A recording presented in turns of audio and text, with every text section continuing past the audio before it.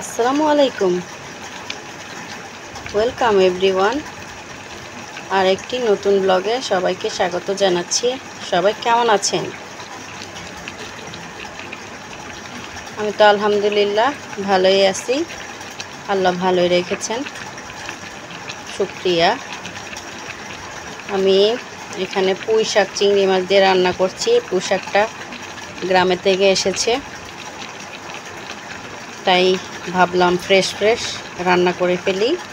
আজকে এসেছে তো আমার পুঁই শাকটা রান্না হয়ে গেছে, আমি এটা নামিয়ে দিই। এখন আমি করলা ভাজিটা বসিয়ে দিলাম। তো এই যে আমার করলা ভাজিটা হয়ে গেছে, আমি এখন এটা নামিয়ে দিচ্ছি। এখন আমি লাউ দিয়ে শিং মাছ দিয়ে একটা কারি করব, এজন্য মশলাগুলো উঠিয়ে দিয়েছি। এখন আমি মশলা কষানোর জন্য একটু পানি দিয়ে দেব। এই তো মশলাটা কষতে থাকুক, হতে থাকুক। ঝাল ঝাল সত্যি না, যখন কিছু খেতে ভালো লাগে না তখন আমি এসব করি। আপনারা কি করেন? আমার এখানে চিংড়ি মাছ দিয়ে সবজি করছি।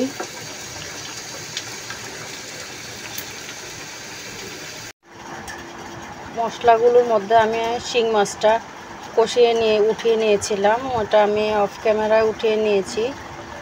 আর মাছগুলো উঠিয়ে আমি লাউগুলো দিয়ে দিলাম। লাউ দিয়ে শিং মাছের কারিটাও আমার হয়ে গেছে। আমার ভিডিওটি আপনাদের ভালো লেগে থাকলে লাইক কমেন্ট শেয়ার করে আমার পাশে থাকবেন। সবাই নিরাপদে থাকবেন, সুস্থ থাকবেন, ভালো থাকবেন, সবার জন্য শুভকামনা। আসসালামু আলাইকুম।